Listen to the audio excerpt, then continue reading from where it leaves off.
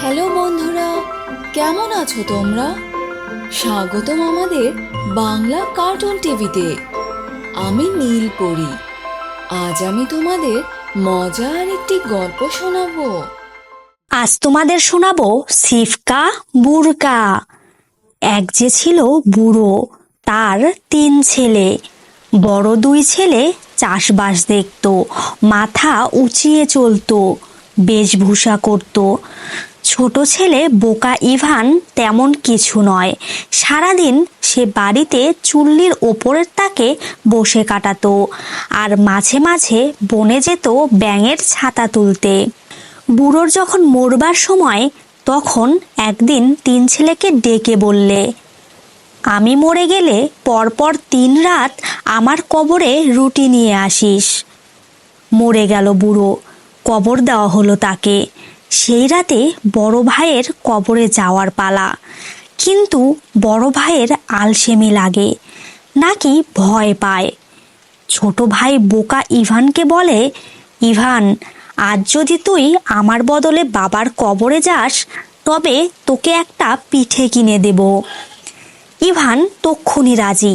রুটি নিয়ে চলে গেল বাবার কবরে। বসে বসে অপেক্ষা করে।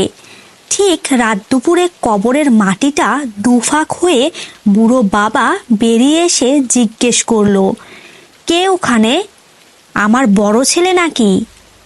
বল তো শুনি, রুশ দেশের খবর। কুকুরেরা কি ডাকছে? নেকড়েরা গজরাচ্ছে, নাকি আমার বাছা কাঁদছে? ইভান বলল, বাবা, এই যে আমি, তোমার ছেলে।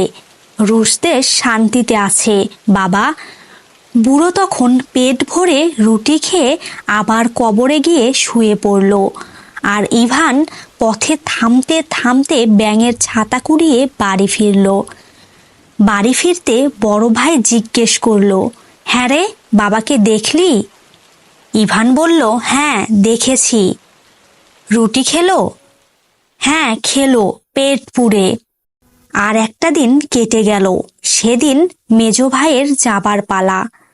আলসেমি করেই হোক বা ভয় পেয়েই হোক, মেজ ভাই বলে, ইভান, তুই বরং আজ আমার বদলে যা, তোকে একজোড়া লাপ্তি বানিয়ে দেব। ইভান বলল, বেশ। রুটি নিয়ে ইভান আবার গেল কবরের কাছে। অপেক্ষা করে বসে রইল। ঠিক রাত দুপুরে কবরের মাটিটা দুফাক হয়ে ইভানের বুড়ো বাবা বেরিয়ে এসে জিজ্ঞেস করলো, কে ওখানে? আমার মেজো ছেলে নাকি? বল তো শুনি, রুশ দেশের খবর। কুকুরেরা কি ডাকছে? নেকড়েরা গজরাচ্ছে, নাকি আমার বাছা কাঁদছে? ইভান জবাব দিল, আমি তোমার ছেলে বাবা। রুশ দেশ বেশ শান্তিতেই আছে। বুড়ো তখন পেট ভরে রুটি খেয়ে কবরে শুয়ে পড়ল। পথে থেমে থেমে ব্যাঙের ছাতা কুড়িয়ে কুড়িয়ে বাড়ি ফিরল ইভান। বাড়ি ফিরতে মেজ ভাই জিজ্ঞেস করলো, হ্যাঁ রে, রুটি খেলো বাবা? খেলো, পেট পুড়ে খেলো। তৃতীয় রাত্রির সেদিন ইভানের যাবার পালা। ইভান দাদাদের বলল, 2 রাত্রির আমি গেছি, আজ তোমরা কেউ যাও, আমি বাড়িতে ঘুমিয়ে নিই।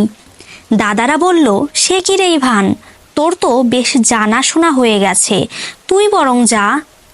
তা বেশ, আমি যাব। রুটি নিয়ে ইভান চলে গেল। ঠিক রাত দুপুরে কবরের মাটিটা দুফাক হয়ে ইভানের বুড়ো বাবা উঠে এলো। জিজ্ঞেস করলো, কে ওখানে? আমার ছোট ছেলে ইভান নাকি? বল শুনি, রুশ দেশের খবর। কুকুরেরা কি ডাকছে? নেকড়েরা গজরাচ্ছে, নাকি আমার বাছা কাঁদছে? ইভান জবাব দিল, আমি ইভান বাবা, তোমার ছেলে। রুশ দেশ বেশ শান্তিতে আছে। বাপ তখন পেট ভরে রুটি খেয়ে বলল, তুই একমাত্র আমার কথা শুনলি, পরপর 3 দিন 3 রাত্রির আমার কবরে আসতে একটুও ভয় পাসনি। এবার এক কাজ কর, খোলা মাঠে গিয়ে চিৎকার করে ডাকবি, সিফকা বুরকা, জাদুকা ল্যারকা, চেকনাই ঘোড়া সামনে এসে দাঁড়া। ঘোড়াটা তোর সামনে আসবে, তুই ওর ডান কান দিয়ে ঢুকে বা কান দিয়ে বেরিয়ে আসিস, দেখবি তোর রূপ খুলে যাবে। তারপর ঘোড়ায় চেপে যথা ইচ্ছা তথা যাস। বুড়ো বাবা ইভানকে একটা লাগাম দিল। ইভান লাগামটা নিয়ে বাবাকে ধন্যবাদ দিয়ে পথে পথে ব্যাঙের ছাতা কুড়িয়ে বাড়ি ফিরল। বাড়ি ফিরতেই ভাইয়েরা জিজ্ঞেস করলো, কি রে, বাবার সঙ্গে দেখা হলো? ইভান বলল, হলো। রুটি খেলো? পেট পুড়ে খেলো। বলল কবরে আর আসতে হবে না। এদিকে হয়েছে কি, রাজা তখন চারদিকে ঢেড়া পিটিয়ে দিয়েছেন। রাজ্যের যত রূপবান আইবুড়ো কুমারদের সব তার রাজদরবারে উপস্থিত হওয়া চাই। রাজকন্যা লাবণ্যবতীর জন্যে ওক গাছের 12 খুঁটির ওপর 12 কুদো দিয়ে এক কোঠা বানানো হয়েছে। সেই কোঠার একেবারে ওপরে রাজকন্যা বসে থাকবেন। আর যে ঘোড়ার পিঠে বসে এক লাফে পৌঁছে রাজকন্যার ঠোঁটে চুমু খেতে পারবে, রাজা তাকেই অর্ধেক রাজত্ব আর রাজকন্যা লাবণ্যবতীকে দেবেন, তা সে যে ঘরের ছেলেই হোক। ইভানের ভাইদের কানেও একথা পৌঁছতে দেরি হলো না। বলল, দেখা যাক ভাগ্য পরীক্ষা করে। তেজি ঘোড়া দুটোকে ওরা বেশ করে জবের ছাতু খাওয়ালো। তারপর নিজেরা ফিটফাট পোশাক পরে বাবরি চুলটি আঁচড়ে তৈরি হলো। ইভান তখন চিমনির পেছনে চুল্লির তাকে বসে বলল, আমাকেও সঙ্গে নিয়ে চল না দাদা, আমিও একবার ভাগ্য পরীক্ষা করে আসি। দূর হতভাগা, তুই বরং বনে ব্যাঙের ছাতা খুঁজে বেড়াগে যা, লোক হাসিয়ে দরকার নেই। বড় দুই ভাই তেজি ঘোড়ায় চড়ে টুপি বাঁকিয়ে চাবুক চালিয়ে শীষ দিতেই একরাশ ধুলোর মেঘ আকাশে। ইভান তখন বাবার দেওয়া লাগামটা নিয়ে চলে গেল খোলা মাঠে। তারপর বাবার কথা মতো ডাকলো, সিফকা বুরকা, জাদুকা ল্যারকা, চেকনাই ঘোড়া, সামনে এসে দাঁড়া। কোথা থেকে কে জানে ছুটে এলো ঘোড়া। তার খুরের দাপে মাটি কাঁপে, নাক দিয়ে আগুন ছোটে, কান দিয়ে ধোঁয়া বেরোয়। মাটিতে পা গেঁথে বলে, বলো কি হুকুম। ইভান ঘোড়াটার গলা চাপড়ে নিয়ে তাকে লাগাম পরালো। তারপর তার ডান কান দিয়ে ঢুকে বা কান দিয়ে বেরিয়ে এলো। আর কি আশ্চর্য, অমনি সে হয়ে গেল এক সুন্দর তরুণ। কি তার রূপ, সে রূপ বলার নয়, শোনার নয়, কলম দিয়ে লেখার নয়। ঘোড়ার পিঠে চড়ে রাজপুরীর দিকে রওনা হলো ইভান। ছুটল জোড়া কদমে, কাঁপলো মাটি সঘনে, পেরিয়ে গিরি কান্তার, মস্ত সে কি ঝাঁপতার। ইভান এসে পৌঁছলো রাজদরবারে। চারদিক লোক লোকারণ্য। 12 খুঁটির ওপর 12 কুদো দিয়ে এক কোঠা। তার চিলে কোঠায় জানালার পাশে বসে আছে রাজকন্যা লাবণ্যবতী। রাজা অলিন্দে বেরিয়ে এসে বললেন, তোমাদের মধ্যে যে তার ঘোড়ার পিঠে চড়ে লাফিয়ে উঠে আমার মেয়ের ঠোঁটে চুমু খেতে পারবে, তার সঙ্গেই আমার মেয়ে বিয়ে দেব, আর যৌতুক দেব অর্ধেক রাজত্ব। কুমারেরা সবাই তখন এক এক করে এগিয়ে লাফালো, কিন্তু কোথায় কে, জানালার নাগাল কেউ ধরতে পারল না। ইভানের দুই ভাইও চেষ্টা করলো, কিন্তু অর্ধেকটা পর্যন্ত গেল না। এবার এলো ইভানের পালা। সিফকা বুরকাকে সে কদমে ছুটিয়ে হাঁক পেরে ডাক ছেড়ে লাফ মারল। কেবল 2 কুদো বাদে সব কুদো সে ছাড়িয়ে গেল। ফের ফিরল ইভান। পাক খাওয়ালে ঘোড়াকে, গরম করে তুলল। তারপর আগুনের হলকার মতো এক প্রচণ্ড লাফে জানালা পেরিয়ে রাজকন্যা লাবণ্যবতীর মধুঢালা ঠোঁটে চুমু খেয়ে গেল ইভান। আর রাজকন্যাও তার হাতের আংটি দিয়ে ইভানের কপালে ছাপ এঁকে দিল।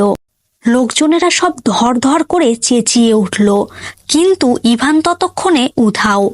সিফকা বুরকাকে ছুটিয়ে ইভান এলো সেই খোলা মাঠে। তারপর ঘোড়ার বা কান বেয়ে উঠে ডান কান দিয়ে বেরিয়ে এলো। আর অমনি সে ফের হয়ে গেল সেই বোকা ইভান। সিফকা বুরকাকে ছেড়ে দিয়ে সে রওনা হলো বাড়ির দিকে। যেতে যেতে ব্যাঙের ছাতা কুড়িয়ে নিল। ভাইয়েরাও যথাসময়ে ফিরে এসে বলতে লাগলো, কোথায় গিয়েছিলি, কি দেখলি? খাসা খাসা সব জোয়ান, একজন কিন্তু সবার সেরা। ঘোড়ার পিঠে চড়ে এক লাফে উঠে রাজকন্যার ঠোঁটে চুমু খেয়ে গেছে। দেখলাম কোথা থেকে এলো, দেখা গেল না কোথায় গেল। চিমনির পেছন থেকে ইভান বলে, আমি নই তো? ভাইয়েরা সে কথা শুনে ভীষণ চটে গেল। বাজে বকিস না, হাদা কোথাকার। তার চেয়ে চুল্লির ওপর বসে বসে ব্যাঙের ছাতা গেল। ইভান তখন কপালের পট্টিটা খুলে ফেলল, যেখানে রাজকন্যা ছাপ মেরেছিল আংটি দিয়ে। সঙ্গে সঙ্গে কুঁড়ে ঘরটা আলোয় আলোয় ভরে গেল। ভাইয়েরা ভয় পেয়ে চেঁচিয়ে উঠল, কি কি করেছিস কি, হাদা কোথাকার? ঘর বাড়ি জ্বালিয়ে দিবি যে। পরদিন রাজবাড়িতে বিরাট ভোজ। পাত্রমিত্র, জমিদার, প্রজা, ধনী গরিব, বুড়ো বাচ্চা সকলের নেমন্তন্ন। ইভানের ভাই দুজনও ভোজে খেতে যাবে বলে তৈরি। ইভান বলল, দাদা, আমাকেও তোমাদের সঙ্গে নিয়ে চলো। কি বললি, তোকে নিয়ে যাব? লোকে হাসবে। তার চেয়ে তুই এখানে চুল্লির ওপরে বসে বসে ব্যাঙের ছাতা গেল। দু ভাই তারপর ঘোড়া ছুটিয়ে রাজবাড়ির দিকে চলে গেল, আর পায়ে হেঁটে ইভান গেল ওদের পেছন পেছন। রাজপুরীতে পৌঁছে দূরে এক কোণে বসে রইল ইভান। রাজকন্যা লাবণ্যবতী তখন নিমন্ত্রিতদের প্রদক্ষিণ করতে শুরু করেছে। হাতে তার মধুপাত্র, তা থেকে সে এক একজনকে মধু ঢেলে দেয় আর দেখে কপালে তার আংটির ছাপ আছে কিনা। সকলকে প্রদক্ষিণ করে এলো রাজকন্যা, বাদ রইল কেবল ইভান। ইভানের দিকে রাজকন্যা যত এগোয় তত তার বুক দুরুদুরু করে। ইভানের সারা গায়ে কালি, মাথায় খোঁচা খোঁচা চুল। রাজকন্যা লাবণ্যবতী জিজ্ঞেস করে, কে তুমি, কোথা থেকে এসেছো? কপালে তোমার পট্টি বাঁধা কেন? ইভান বলল, পড়ে গিয়ে কেটে গেছে। রাজকন্যা পট্টি খুলে ফেলতেই সারা রাজপুরী আলোয় আলোয় ভরে গেল। রাজকন্যা চেঁচিয়ে উঠল, এ তো আমারই ছাপ, একেই তো আমি বরণ করেছি। রাজামশাই কাছে এসে বললেন, কি যত বাজে কথা, এ যে একেবারে কালি ঝুলি মাখা এক হাদা। ইভান রাজাকে বলল, রাজামশাই অনুমতি দিন, একবার মুখ ধুয়ে আসি। রাজামশাই অনুমতি দিলেন। ইভান উঠোনে গিয়ে বাবার কথা মতো হাঁক দিল, সিফকা বুরকা জাদুকা ল্যারকা, চেকনাই ঘোড়া সামনে এসে দাঁড়া। অমনি কোথা থেকে কে জানে ছুটে এলো ঘোড়া। তার খুরের দাপে মাটি কাঁপে, নাক দিয়ে আগুন ছোটে, কান দিয়ে ধোঁয়া বেরোয়। ইভান তার ডান কান দিয়ে ঢুকে বা কান দিয়ে বেরিয়ে এলো, আর অমনি সে হয়ে গেল সেই রূপবান তরুণ। সে রূপ বলার নয়, শোনার নয়, কলম দিয়ে লেখার নয়। সব লোকে একেবারে আহামরি করে উঠল। অমনি সব কথা মিটে গেল। বিয়ের ভোজ চলল ধুমধাম করে। এই রকম নিত্য নতুন গল্প পেতে বাংলা কার্টুন টিভি চ্যানেলটি সাবস্ক্রাইব করুন আর আমাদের সাথেই থাকুন। ভিডিওটি ভালো লেগে থাকলে বন্ধুদের সাথে শেয়ার করুন আর লাইক কমেন্ট দিয়ে আমাদের সাথেই থাকুন।